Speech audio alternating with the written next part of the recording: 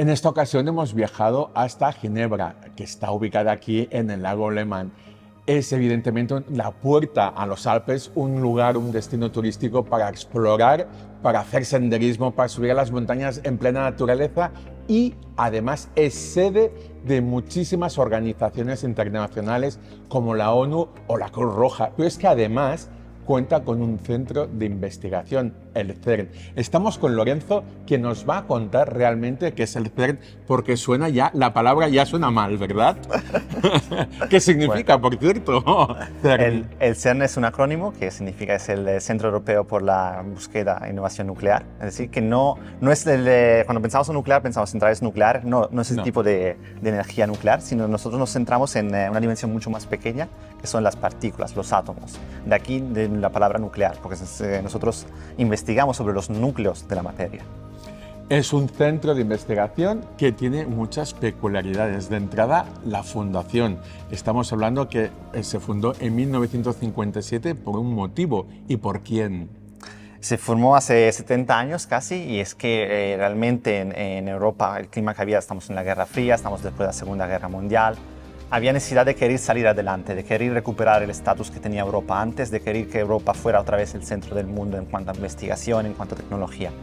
Entonces, a partir de estas ideas, a partir de esta idea de volver a nacer, una serie de científicos se agrupó entre ellos y decidieron que necesitaban una organización donde los varios países se pudieran juntar, dejando a un lado todas las diferencias que habían tenido hasta ese momento, y hacer ciencia solamente para la paz.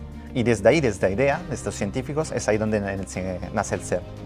Científicos europeos, casi es como una prueba piloto de lo que sería después la Comunidad Económica Europea, ¿verdad? Efectivamente. Que aún no estaba ni creada. Efectivamente, es loco pensar que antes los científicos se agruparon entre ellos para hacer ciencia, una ciencia que sería pública y sería libre para todos, mucho antes de que la creación de la Comunidad Europea del Carbón y del Acero y, por supuesto, de la Comunidad Europea de sí misma.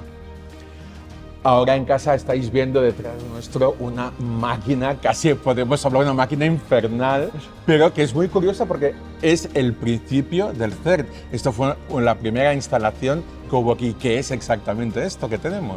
Lo que tenéis a nuestras espaldas es básicamente el primer acelerador que se creó en el CERN, se llama sincrociclotrón, y básicamente se creó por la necesidad de estos físicos científicos porque a la época había muchas teorías, pero claro, eran lo que dice la palabra, teorías. No había una práctica que demostrase qué teoría era la que tenía razón y cuál no. Es decir, no se podía investigar más porque no se tenían las pruebas de saber realmente de qué estamos hechos, de cómo funciona la materia, cómo funciona el decaimiento de las partículas, etcétera, etcétera. Es básicamente un acelerador, entonces las partículas se inyectan en esta cámara, vienen aceleradas a través de unos imanes, es decir, las partículas están cargadas positivamente y el imán las atrae o las repele, entonces se aceleran siempre más hasta acá a velocidades muy, muy elevadas y se hacen chocar contra unas dianas.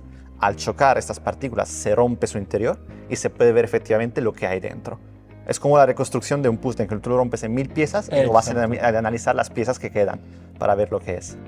La gente puede tener en casa la duda, ¿no?, de ¿para qué sirve esto? Porque son una serie de preguntas que nos llevan al principio realmente, porque lo que buscamos es quiénes somos y de dónde venimos y de qué estamos hechos. Nosotros aquí realmente intentamos entender cómo funciona el universo, cómo entender por qué nosotros existimos, por qué no estamos aquí.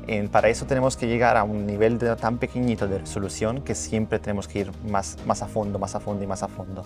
Tú piensas que hay teorías que dicen, bueno, que al principio del universo había materia y antimateria, y claro, estas dos materias cuando se chocan se convierten en energía. Si esto es así, ¿por qué nosotros existimos? ¿Por qué las cosas que vemos están Son preguntas de nosotros? Que a veces inquietan un poco, ¿verdad? Sí. Y una cosa, Lorenzo, tú eres ingeniero informático, pero es que aquí tiene también el honor de decir un poco que se creó Internet. En el CERN. Cuéntanos un poco esta historia, porque la gente seguramente no lo sabe. Hoy en día coges el móvil, Internet, entras automáticamente, pero nunca te paras a pensar cómo nació y dónde nació esto. El CERN tiene la peculiaridad que no es solo física, hay muchos experimentos alrededor que pueden ser utilizados en campo médico, en campo aeroespacial. Y uno de estos experimentos que nació fue efectivamente la WWW, World Wide Web, que se creó aquí. Se creó a raíz de que los científicos necesitaban una manera de intercambiar archivos entre ellos, porque claro, hoy en día nosotros tenemos internet, tenemos móvil, tenemos correo electrónico, por aquellos tiempos no había estas tecnologías, o sea, y los científicos necesitaban intercambiar la información, sus estudios, sus papers, su información, lo que habían sacado. Y no había una manera de hacerlo, entonces los informáticos un poco en secreto, porque al principio este proyecto no fue muy bien visto por los jefes, ya que no era física, entonces se pusieron a trabajar en ello en gran secreto y a partir de ahí crearon lo que es hoy en día Internet. La web. Pues habéis visto, esta es la primera máquina, el inicio del CERN, pero ahora nos vamos a visitar otros lugares y otros lugares de investigación aquí en este campus de investigación científica. El CERN cuenta desde este pasado mes de octubre con un centro de visitantes que hasta este momento no podía contar y que ahora lo que hace es facilitar un poco lo que es la visita del público en general. Estamos con Anaís, que pertenece al CERN y que nos va a contar un poquito cómo se ha estructurado este centro de visitantes. Sí, entonces ya hacíamos visitas guiadas, pero había mucha frustración porque no todo el mundo podía hacerlas. Entonces ya con este nuevo centro tenemos exhibiciones que están abiertas 6 días a la semana, la gente puede llegar, no necesita registrarse, nomás llega, entra, es gratuito, pueden ver las exhibiciones y luego, dependiendo sobre disponibilidades del día, pueden hacer visita guiada también o ver un espectáculo científico o tomar parte en un taller en uno de nuestros workshops donde van a hacer como pequeños experimentos. Y sobre todo está pensado para todo tipo de público porque vemos niños, sí, pero realmente hay muchísimos adultos, sí, que vienen solos o en familia, sí, y vienen a aprender porque no deja de ser un lugar de curiosidad, ¿verdad? Exactamente.